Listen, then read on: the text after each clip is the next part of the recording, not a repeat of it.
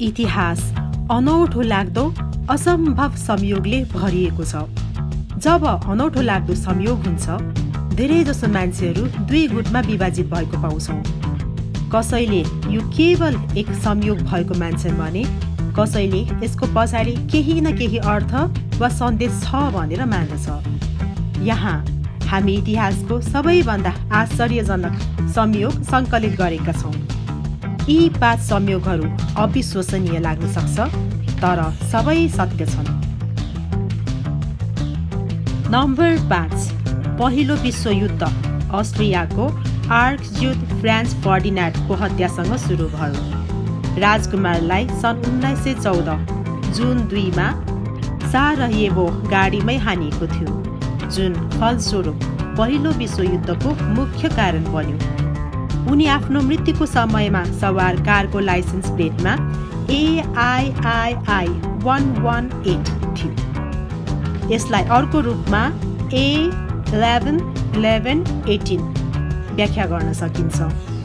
पहिलो विश्वयुद्ध आधिकारिक रूपमा आर्मिस्टिस दिवसमा समाप्त भयो। आर्मिस्टिस दिवस 11 नोभेम्बर 1918 मा वा 11/11/18 मा हस्ताक्षर भएको थियो। नम्बर 4, एडल्फ हिटलर नेपोलियन बोनापार्टको जन्मको 129 वर्षपछि जन्मेका थिए। हिटलरको सत्ता उदय नेपोलियनको सत्ता उदयको 129 वर्षपछि भयो। नेपोलियनले रुसमा आक्रमण गरेको 129 वर्षपछि हिटलरले पनि रुसमा आक्रमण गरे र अन्ततः नेपोलियनको पराजयको 129 वर्षपछि हिटलर पनि पराजित भए। एडल्फ हिटलर र नेपोलियन बोनापार्ट दुवै सारा संसार शासन गर्न चाहन्थे। दुवैले रुसलाई जित्न असफल भए। दुवैले रुसमा आक्रमण गरे र दुवै यो युद्धबाट नराम्ररी नै हारे। दुवै एडल्फ हिटलर र नेपोलियन बोनापार्ट राजनीतिमा लाग्नभन्दा पहिले सेनामा सेवा गरेका थिए। दुवै अप्रत्याशित पृष्ठभूमिबाट सत्तामा आए, किनकि नेपोलियन इटालियन कोर्सिका फ्रान्स शासन गरे र हिटलर अस्ट्रियाई जर्मन शासन गरे। नम्बर 3, पहिलो विश्वयुद्धको पहिलो र अन्तिम सैनिकहरू।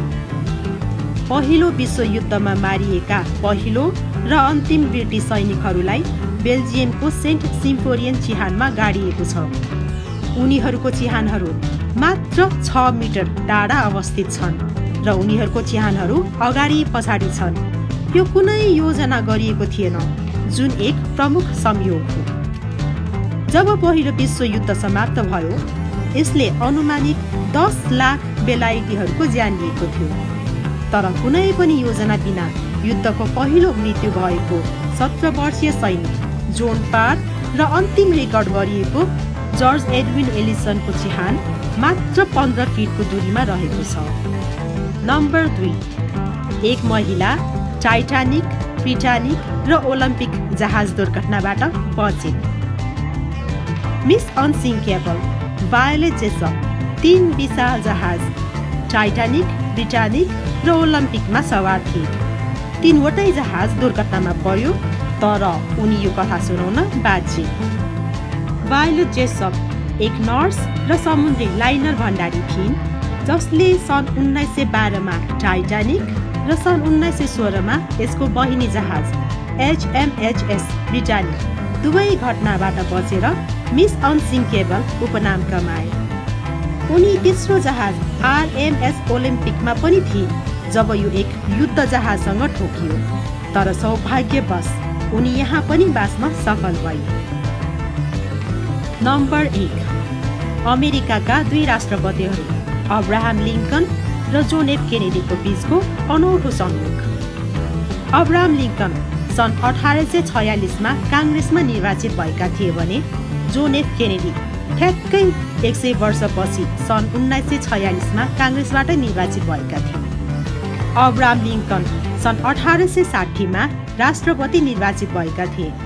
जोन एफ केनेडी सन् 1960 मा राष्ट्रपति निर्वाचित भएका थिए। नाम लिङ्कन र केनेडी प्रत्येकमा अमेरिकी 7 अक्षरहरू छन्। दुवै विशेष गरी नागरिक अधिकारको बारेमा चिन्तित थिए। व्हाइट हाउसमा बस्दा दुवैका श्रीमतीले आफ्ना बच्चा गुमाए। दुवै राष्ट्रपतिलाई शुक्रबार गोली हानिएको थियो। दुवैको टाउकोमा गोली लागेको थियो। दुवैलाई उनीहरूको श्रीमतीको उपस्थितिमा गोली हानिएको थियो। अब्राहम लिङ्कनका सचिव, जसको नाम केनेडी थियो, उसलाई थिएटरमा नजान चेतावनी दियो। जोन एफ केनेडीका सचिव, जसको नाम लिङ्कन थियो, उसलाई डालेस नजान चेतावनी दियो। दुवैको दक्षिणीको जनताले हत्या गरेका थिए। दुवै दक्षिणीको जनताद्वारा उत्तराधिकारी लिए। दुवैका उत्तराधिकारीको नाम जोन्सन थियो। एन्ड्रयू जोन्सन, जो लिङ्कनको उत्तराधिकारी थिए, सन् 1808मा जन्म भएको थियो भने लिनेडन जोन्सन, जो केनेडीको उत्तराधिकारी थिए, सन् 1908मा जन्म भएको थियो। अब्राहम लिङ्कनका हत्यारा जोन वेल्स बुथ सन् 1839मा जन्मेका थिए। जोन एफ केनेडीका हत्यारा ली हार्वे ओजवाल्ड सन् 1939मा जन्मेका थिए। दुवै हत्यारा उनीहरूका 3 नामले परिचित थिए। दुवै हत्याराहरूको नाम अङ्ग्रेजी 15 अक्षरबाट बनेको छ। अब्राहम लिङ्कनका हत्यारा जोन वेल्स बुथ थिएटरबाट भाग्यो र एक गोदाममा पकडिएको थियो।